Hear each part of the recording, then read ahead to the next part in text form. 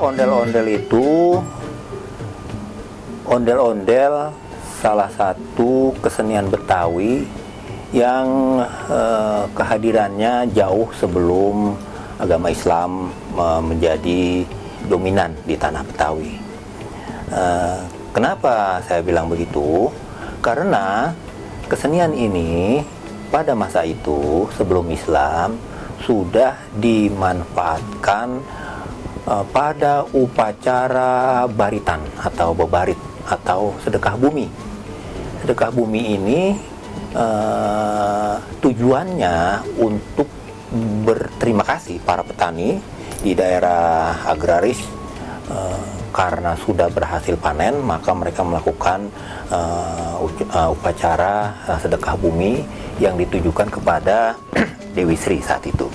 Jadi kita tahu kalau kita berbicara soal Dewi Sri, maka dia adalah kepercayaan Hindu atau Buddha gitu ya. Jadi di abad ke 11, 10, 11, 12, 13 itu ondel-ondel sudah digunakan oleh masyarakat Betawi sebagai salah satu media yang melengkapi upacara sedekah bumi atau baritan pada saat itu.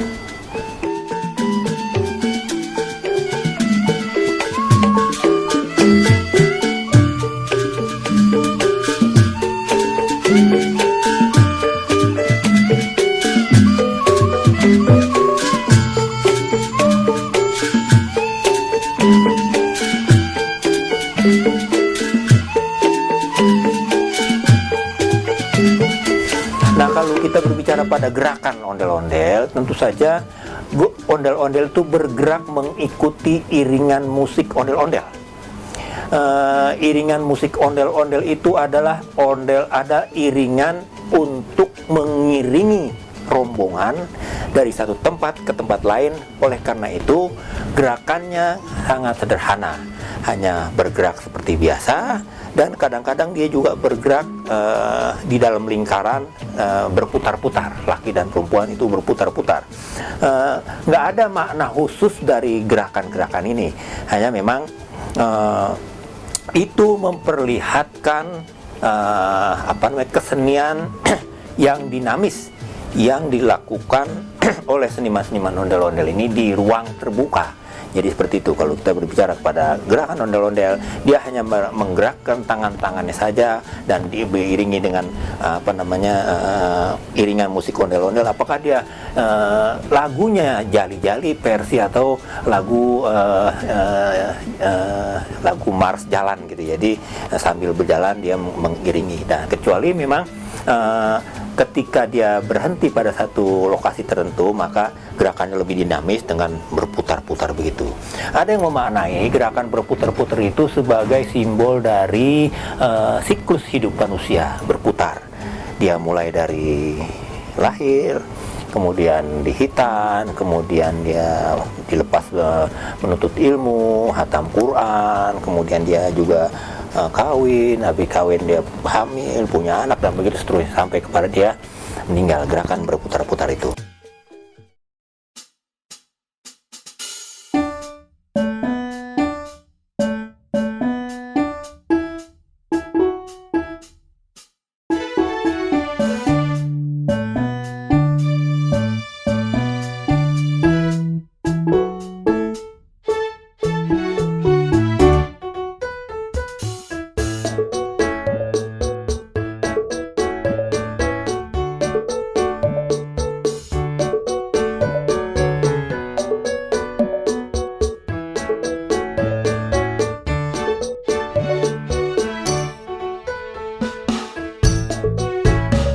Terbentuknya sanggar ini awalnya tahun 90.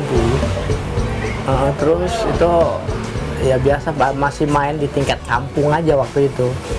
Nah, tahun 97 tahun 95 baru saya kasih nama bukan sanggar tadinya, sekedar grup ondel-ondel Hutan Panjang.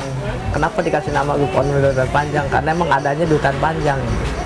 Nah, tahun 97 saya diambil di Dinas Kebudayaan, termasuk Lembaga Kebudayaan Betawi. sampai sekarang. Ngikut-ngikut terus banyak ngikut-ngikut lomba ya, umpamanya kayak lomba festival ondel-ondel.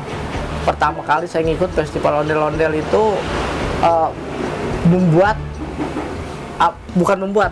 masang baju ondel-ondel di satu babakan. Pertama kali itu saya juara 3 waktu itu, mungkin masih ada pialanya itu. Terus pernah ikut juga festival ondel-ondel Piala Ji Samsu tahun 2010 kalau nggak salah, itu 50 grup se-Jabodetabek, saya juara pertama waktu itu. Nah terus cara membuat dari awal sampai pasang baju sampai selesai di satu babakan juga, itu masih ada piala yang paling gede nih, juara pertama juga.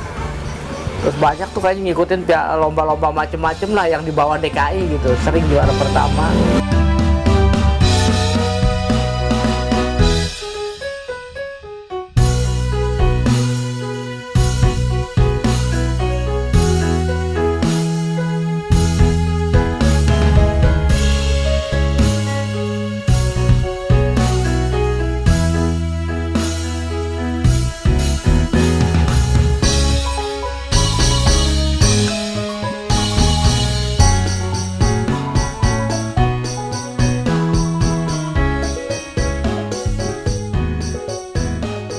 Karena ondel-ondel itu udah dipakai masuk ke tempat hiburan, dipakai di pariwisata. Nah umpamanya untuk menyambut pejabat, untuk di tempat-tempat hiburan, untuk pembukaan gedung segala macem. Nah, kalau dipakai kayak zaman dulu orang takut.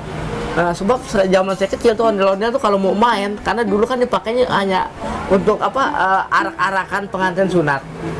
Jadi sebelum main tuh disajenin itu, dikasih sajenan, ya mungkin katanya sih tujuannya itu satu minta berkah selamatnya gitu, kedua ya dia kalau emang terpaksa itu pakai sambatan, terpaksa umpamanya ini tukang gendang nih satu kagak ada, nyari nggak ada, ya udah kita bacain orang itu, kita panggil, umpamanya orang yang dulu yang bisa main gendang tapi udah meninggal siapa gitu, kita panggil, nanti orang itu bisa seperti main orang yang almarhum itu maknanya sajen-sajenan itu.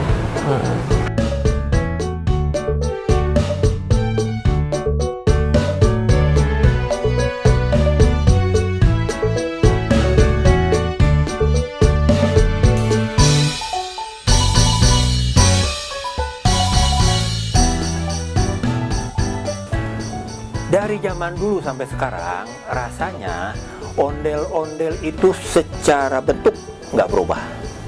Dia tetap ukurannya besar, 3 meter, 2 meter setengah itu, dan dengan muka yang perempuan dikasih kedok warna cat putih, kemudian yang laki-laki bisa 2 pilihan, bisa hitam, bisa merah.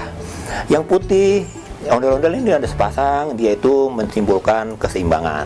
Jadi kalau ondel-ondel cuma laki atau ondel-ondel cuma perempuan, berarti kehidupan akan rubuh, akan payah gitu. Jadi dia harus sepasang. Sepasang ini menandakan atas bawah, siang malam, laki perempuan, yang maha kuasa, yang manusia, yang biasa gitu. Jadi simbol-simbol sepasang ini yang mengartikan keseimbangan. Jadi alam itu harus seimbang, harus seiring. Nah jadi dari dulu sampai sekarang bentuk ondel-ondel nggak berubah, tetap mukanya, kecuali memang di awal abad 21 ini ada sementara kalangan yang menginginkan bahwa bentuk muka ondel-ondel, terutama yang ondel-ondel laki-laki, kalau dulu kan ada caling, mata melotot, kemudian kumis, kemudian pokoknya serem gitu.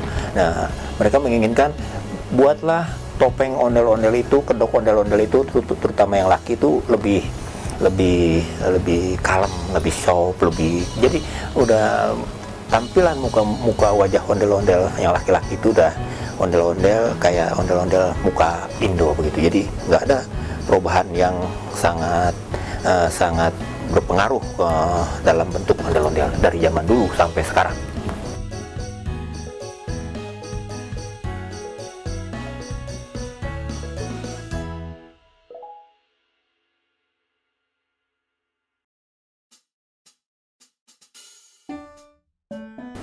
Ondel-ondel Dan kalau ditanyakan bagaimana harapan kita, ya tentu saja sebagai anak Betawi, sebagai pengurus lembaga kebudayaan Betawi, sebagai orang yang senantiasa berkecimpung di kesenian khususnya dan di kebudayaan Betawi pada umumnya, maka kita mengharapkan kesenian ini tetap eksis, hidup, dikenal, dicintai, dan bermanfaat bagi masyarakat dan bagi masyarakat Kota Jakarta pada umumnya.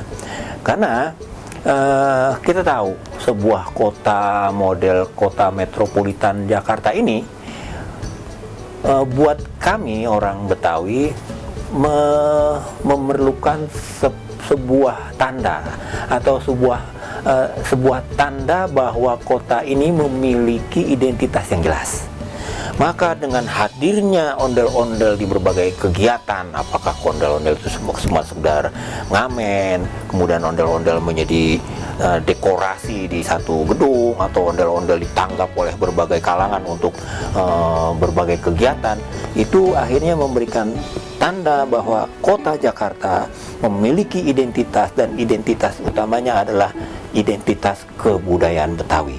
Jadi kami mengharapkan seperti itu, dan ondel-ondel ini terus dipelihara, diperkenalkan, dicintai oleh pemiliknya dan oleh negara pada khususnya. Karena saya informasikan, ondel-ondel ini sudah ditetapkan sebagai salah satu warisan budaya tak benda oleh pemerintah Republik Indonesia. Dengan adanya sertifikat pengakuan warisan budaya tak benda itu, maka sudah menjadi kewajiban pemerintah pusat dan daerah dan para pemangku kepentingannya atau stakeholdernya harus menjaga dan memelihara, memanfaatkan ini menjadi sesuatu yang berguna bagi kehidupan masyarakat kota dan Indonesia pada umumnya.